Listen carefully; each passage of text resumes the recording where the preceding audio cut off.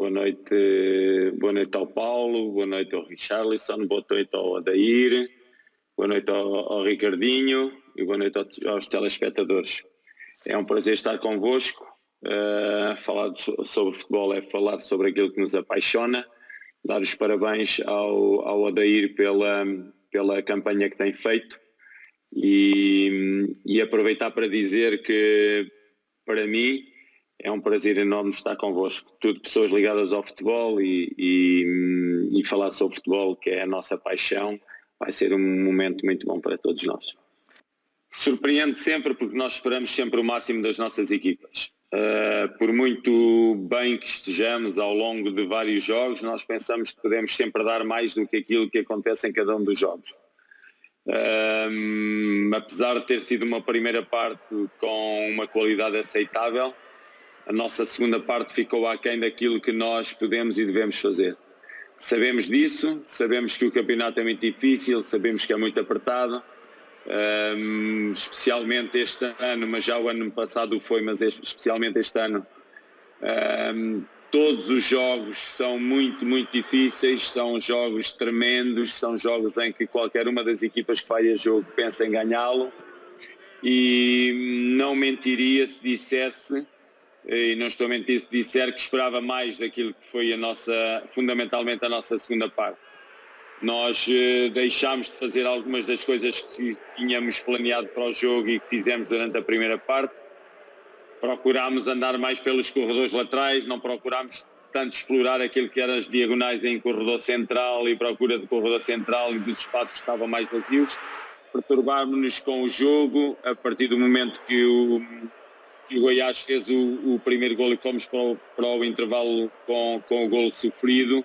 O golo depois sofrido logo no início da segunda parte perturbou-nos imenso, mostrou-nos ali alguma incapacidade nossas para gerir o jogo em termos mentais. Mas a vida é o que é, seguimos em frente, já temos jogo na quarta-feira, depois temos jogo no sábado, portanto não há tempo para nós estarmos a pensar muito e a carpir muitas mágoas e lamentarmos. Temos que seguir em frente e estamos prontos para seguir em frente.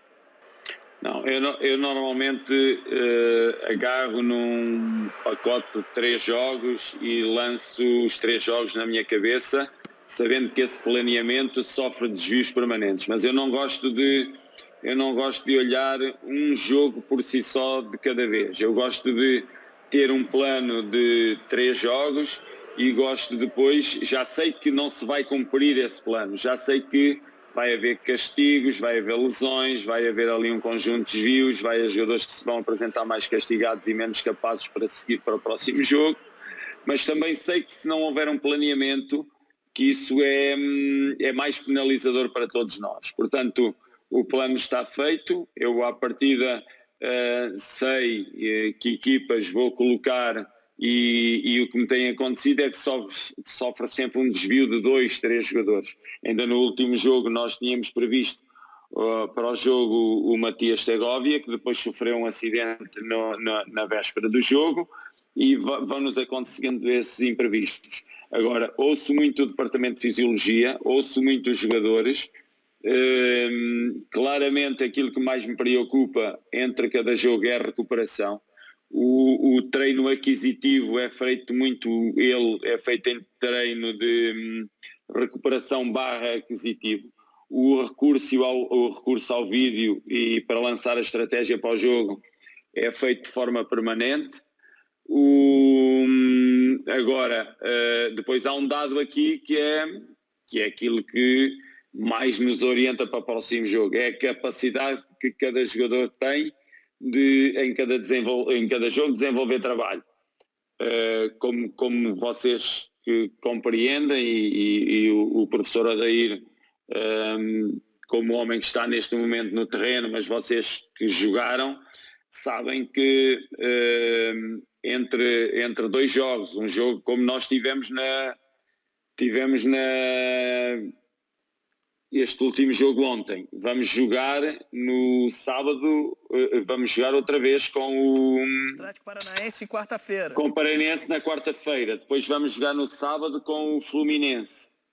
Portanto, fazer jogos passado 2 dias, auscultar o jogador e perceber o que é que o jogador, como o jogador dormiu, como o jogador se alimentou, quais são fisiologicamente como está o jogador, são dados muito importantes para lançar o próximo jogo. E isso é decisivo, claramente. Mas há um plano, sim, há um plano. Visitar Vila Belmiro é sempre um palco mítico também, onde joga um dos grandes clubes brasileiros. O Santos, nas mãos do Odair, também é factual. Nós muitas vezes dizemos, é para ser simpático, está a dizer essas palavras. Eu acho que aqui não tem que ser simpático para ninguém, temos que ir ao facto. E o facto é que o Santos está a fazer bem, o Santos está a fazer uma boa carreira, ainda o último jogo teve uma prestação ótima, e aquilo que o professor Odair quer é aquilo que eu quero, é ganhar cada jogo. Agora quero ganhá-lo com merecimento, quero ganhá-lo com lisura, quero ganhá-lo com transparência, quero ganhar sempre, como todos os meus colegas querem ganhar sempre. Agora não quero ganhar sem atropelar ninguém, quero ganhar sem qualquer tipo de desvios daquilo que é a verdade esportiva. E eu acho que eu, como todos os meus colegas, e aqui quero aproveitar para dizer uma coisa. Eu não quero... Ao contrário do que ouço alguns colegas meus dizerem, o treinador português, o treinador brasileiro, o treinador argentino, penso que o treinador, de uma vez por todas, temos que clarificar uma coisa que existe neste momento no mundo, que é a globalização. Hoje não há treinadores, nós somos treinadores do mundo, nós somos treinadores que percorremos o mundo, desde que haja naquele canto há trabalho, nós vamos trabalhar naquele canto do mundo. Eu distingui treinadores de países, de continentes, para mim é algo que me violenta. Eu respeito todos os treinadores, todos os colegas, e quando vejo um colega meu dizer o português, o brasileiro, eu acho que essa diferenciação entre nós é algo que está totalmente ultrapassado a partir do momento que o mundo se abriu para nós.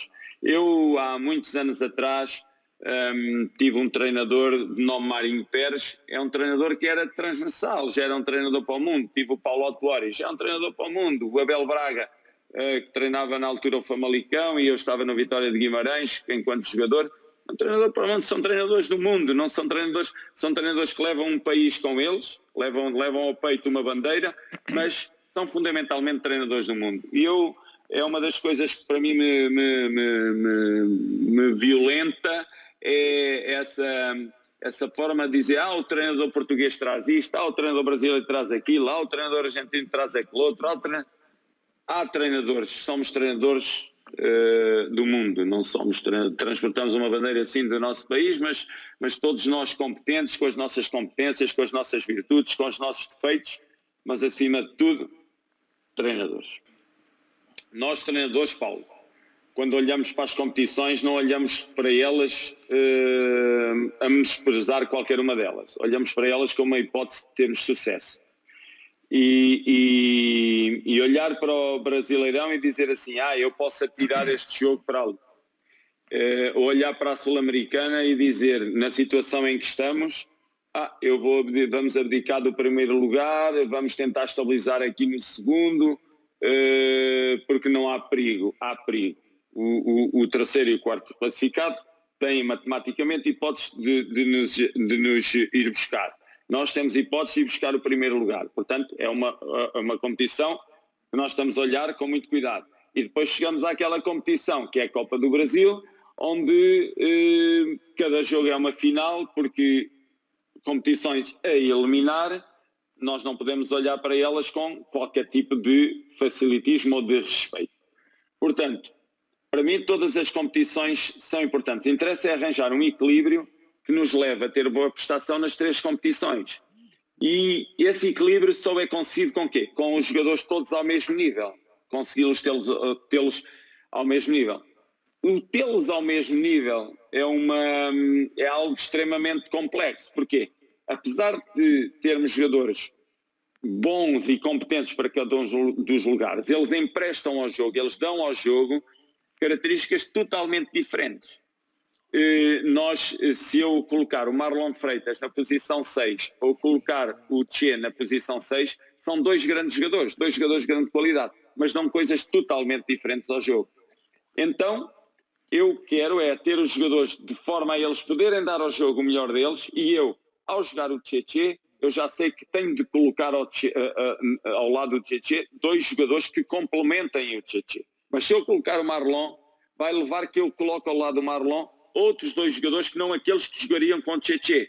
Então eu tenho que montar sociedades equilibradas em campo, e que são essas sociedades que nós montamos em campo que depois, como disse há bocadinho o Paulo disse que falou no Marçal e no Cuesta, não é?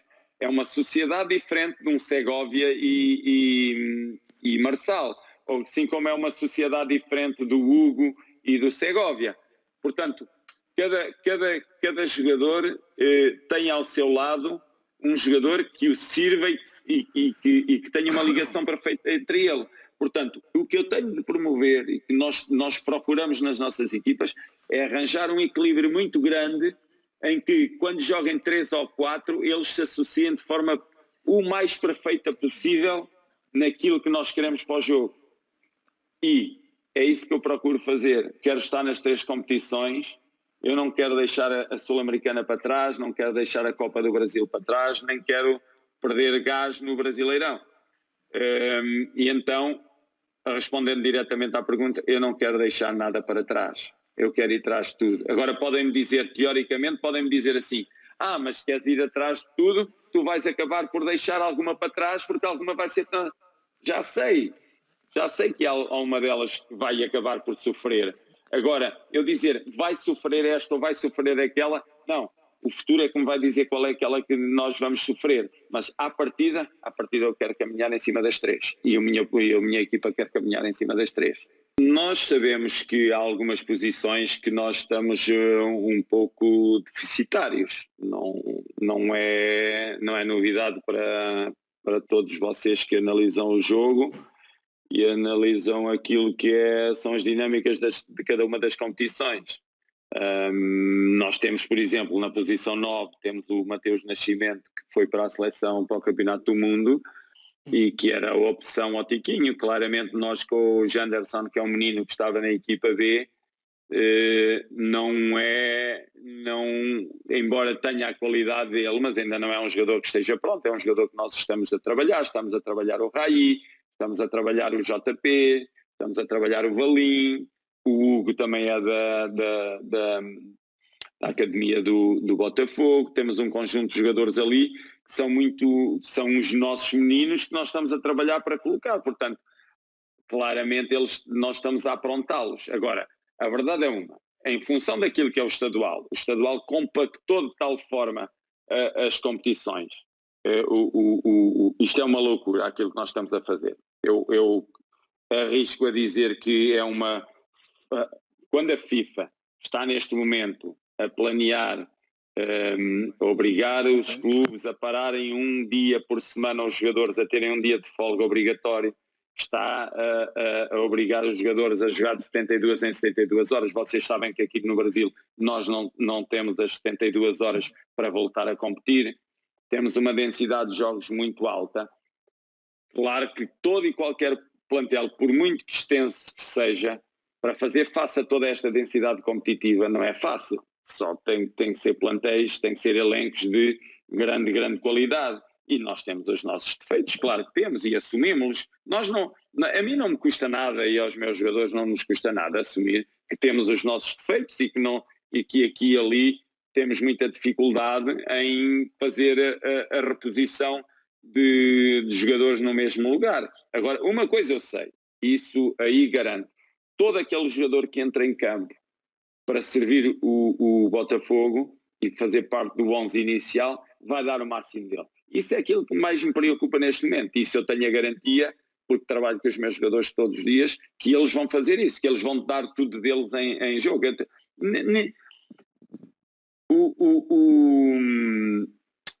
A prestação dos meus jogadores, em termos daquilo que é a sua dedicação, jamais poderá ser posta em causa. O que pode ser posto em causa é a nossa qualidade de jogo. Como ontem pode ser posto em causa e realmente não tivemos a qualidade de jogo que esperávamos. o Goiás ganha e ganha bem pela segunda parte que faz. Se o empate acontecesse, também penso que poderia ser um resultado aceitável. Agora, nós estivemos aquém, portanto estivemos aquém e assumimos que estivemos aquém e o resultado está aceito, como está sempre. A maior verdade do futebol é o resultado e é ele que conta. Não interessa discutir mais nada, mas sim, estamos um pouco deficitários num ou noutro lugar, e já sabíamos à partida que estaríamos. As lesões também tivemos o Danilo, o Patrick de Paula e agora o Gabriel Pires, também foram baixas ali que nos colocaram em dificuldades naquela zona do campo para repor os jogadores, mas o que acontece connosco, acontece com o Odair no Santos, acontece com o Dorival no São Paulo, acontece com o São Paulo e no Flamengo, acontece com toda a gente. Portanto, eu estar a lamentar, eu acho que uma das coisas que nós temos que fazer é: o campeonato é este, as competições são estas. Não adianta lamentar-nos, atirar-nos para aqui com um campeonato estadual que foi feito durante um largo tempo, obrigado a compactarmos os jogos. A FIFA, como eu disse, está muito atento a isto. Eu acho que nós não somos máquinas. Não somos máquinas. Somos seres humanos. Temos de ser tratados como tal. E não há, está provado que um jogador de futebol, e temos aí, vocês foram jogadores de futebol, sabem que passado 48 horas, com 2 dias entre jogos, não há condições para nós estarmos ao nosso melhor nível. Jogar, jogamos sempre. Dar o melhor de nós, damos sempre o melhor de nós. Ao mesmo nível? Não ao mesmo nível. E aí vai haver altos e baixos. Agora é para toda a gente. Num campeonato competitivo como o que temos hoje, extremamente difícil. Eu acho que um Brasileirão como o deste ano, acho que é raro acontecer. Todos os jogos são jogos de dificuldade máxima.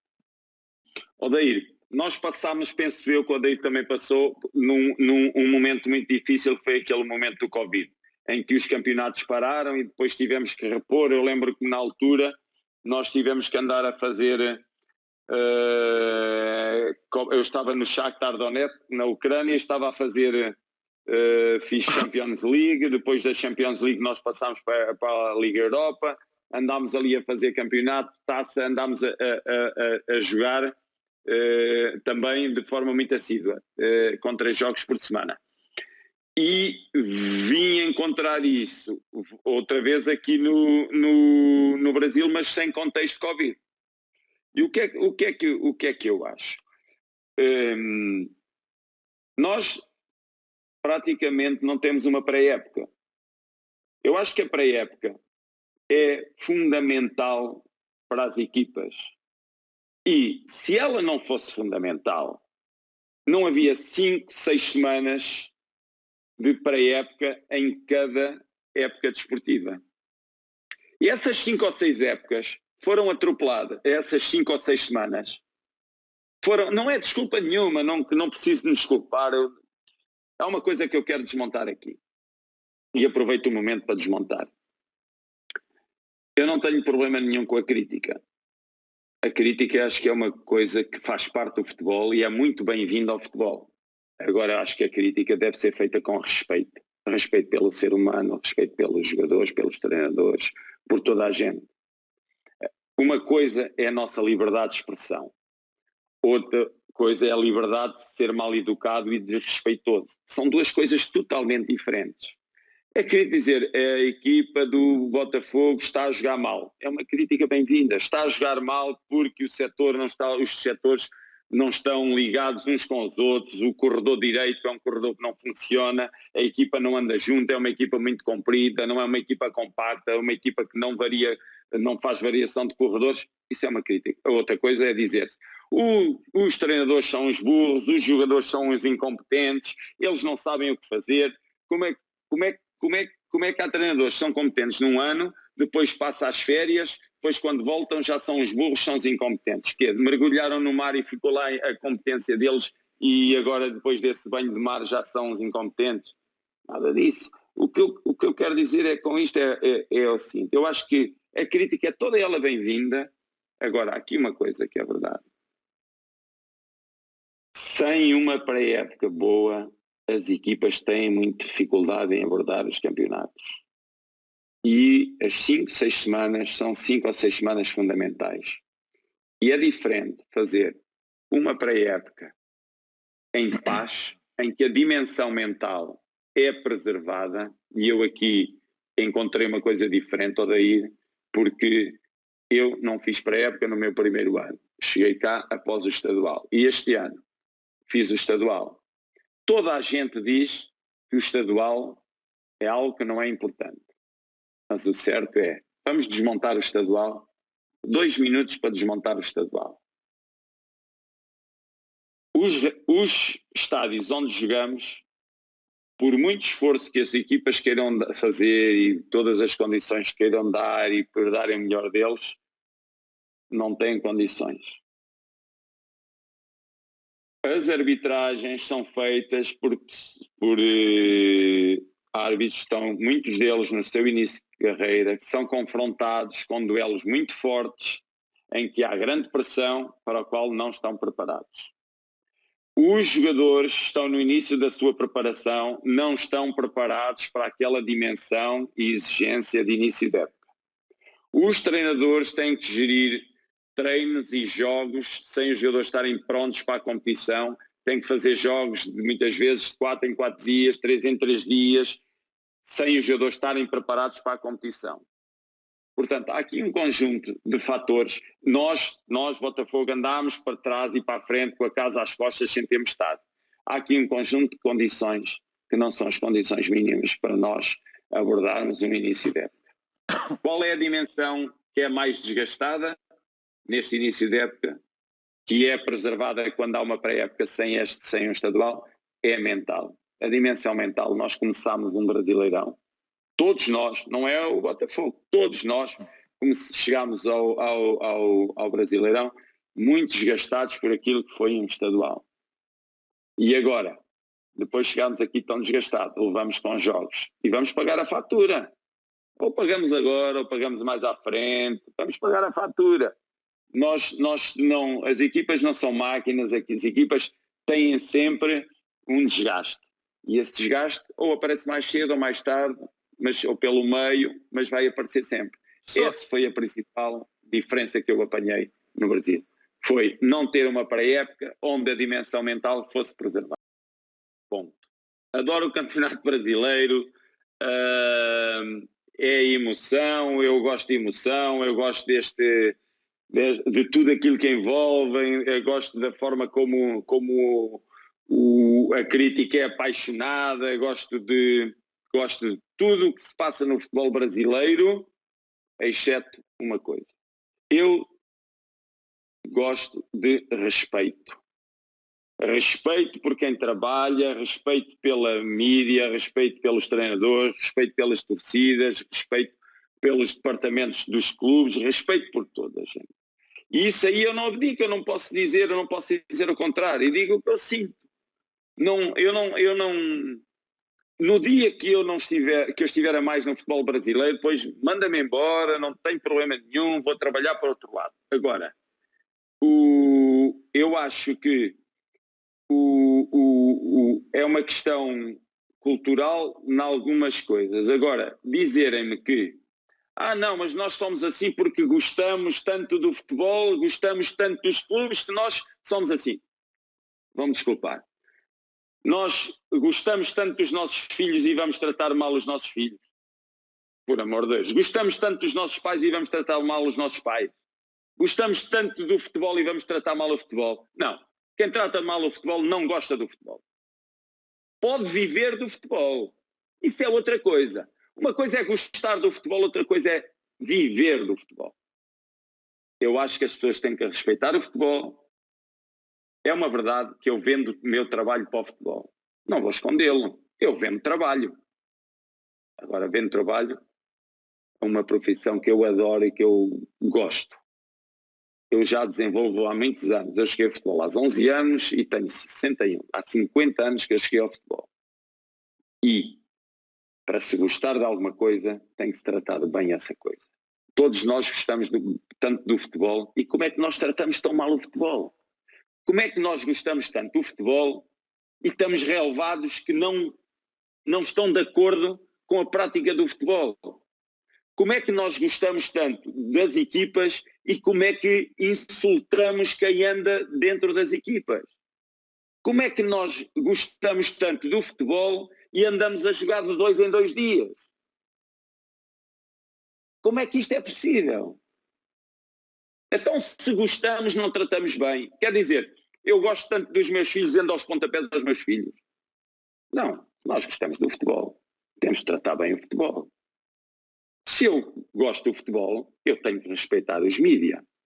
Eu, na minha sala de imprensa, em cada coletiva, quando eu olho, para mim, é a mídia que está ali dentro.